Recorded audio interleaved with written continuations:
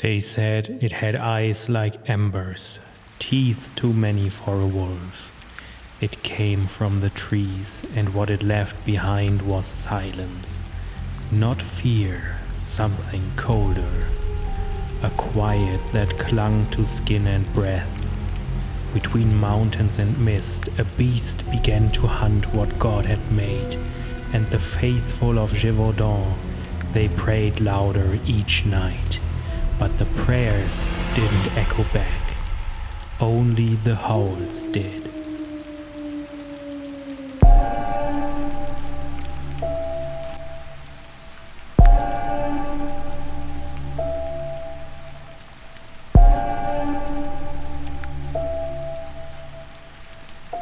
Subscribe. Summer 1764. The province of Gévaudan, southern France, a land of folded hills and ancient forests where faith was thicker than reason. The first body was found near Langogne, Jeanne Boulet, 14 years old. A shepherd girl with a wooden flute still in her hand. Her wounds were not those of any known animal. The parish priest wrote in his ledger, "Her body was torn, her face unrecognizable. May the Lord receive her." Within weeks, 2 more were dead, then 5, then 10. The people of Gévaudan had long lived with wolves, but this was different. Wolves kill to eat.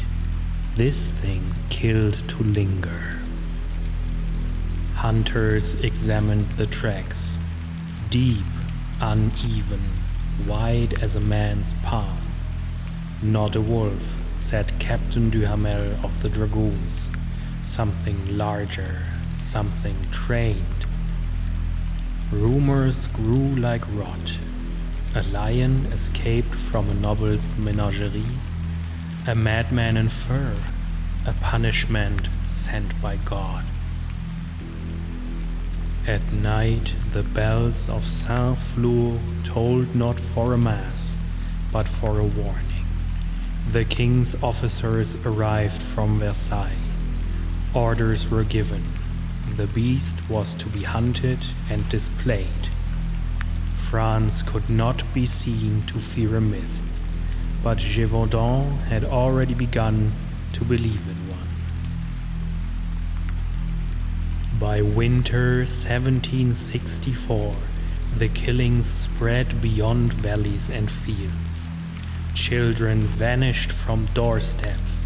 Farmers found trails of blood leading nowhere. Marie-Jeanne Vallée fought it and lived. She stabbed the creature with a pike while crossing the river Dège.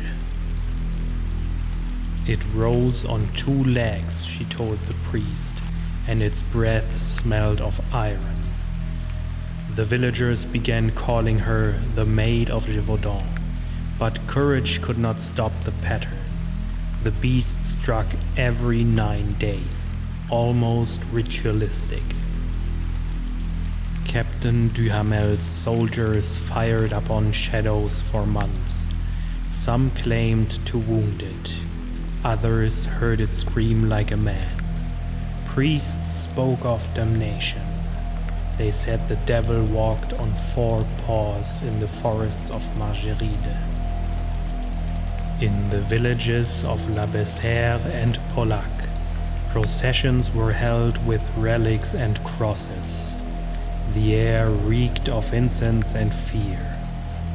In early 1765, the king's envoy, François Antoine, was dispatched. He was the porte-arquebuse of Louis XV, the royal gun-bearer. He traveled with trained hunters, hounds from Normandy, and priests who blessed their bullets. In June, they killed dozens of wolves. None were the beast. The killings continued even as soldiers marched through the woods. sometimes within sight of their campfires. The Paris Gazette called it the Terror of Gévaudan. For the rest of France, it was a story. For those who lived it, it was a siege. By August 1765, the Church demanded divine intervention. Masses were held daily. The Bishop of Mons declared, "This is not a wolf, it is a trial of souls." François Antoine's men finally cornered a massive creature near the Abbey of Chazes. It weighed over 130 pounds. Its fur was mottled red and gray, its jaws lined with serrated teeth. Antoine shot it through the eye with a blessed silver bullet. The man rejoiced. He wrote to the king, "The beast that devoured France is dead." The carcass was sent to Versailles, displayed for nobles, dissected by royal surgeons. They found bones of small animals in its stomach, but no human remains. Louis XV rewarded Antoine with gold, and Gévaudan was told to rest. But by December, another child was taken, and then two more. The beast, or something like it, had returned. It killed with greater precision now.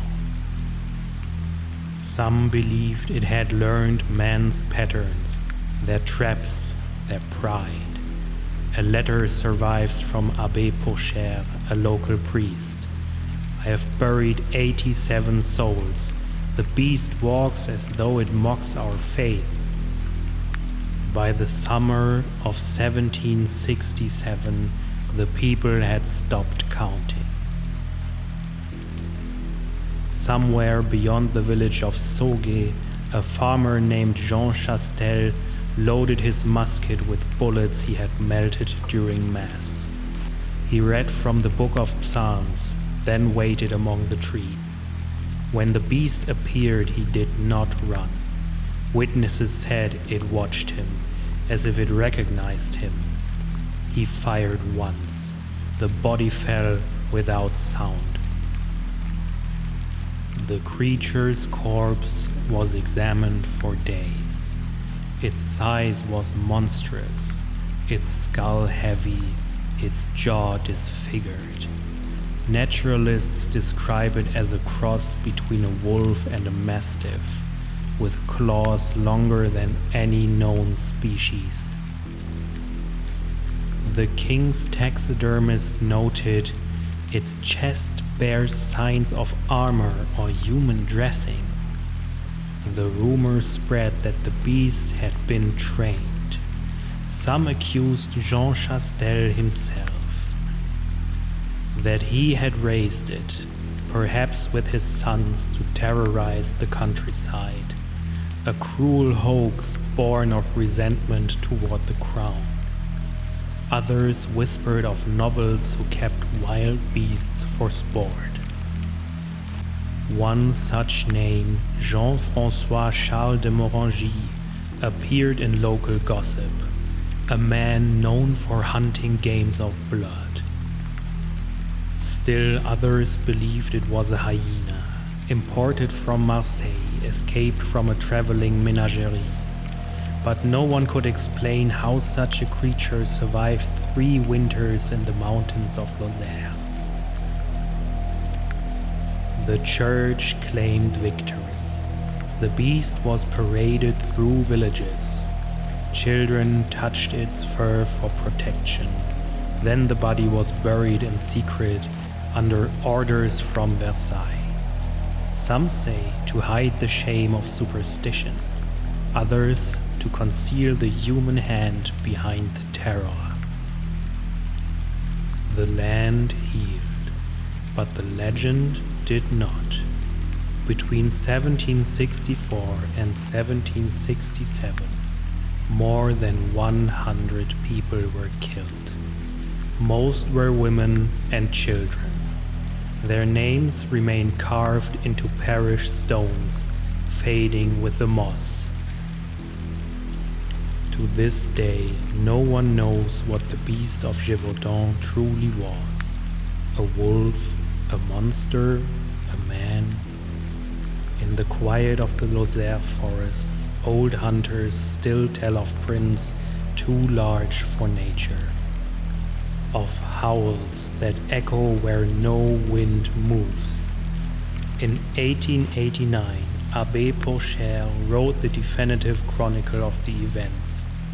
He called it a war between heaven and hell fought through mortal flesh. Perhaps that was true. Perhaps it still is, because in every age there is something that hunts us. And when the night grows still and prayer turns to silence somewhere, deep in the dark heart of the world, something listens. They called it the Beast of Gévaudan, but maybe it was never one thing. Maybe it was what happens when faith meets fear, and man becomes both the hunter and the prey.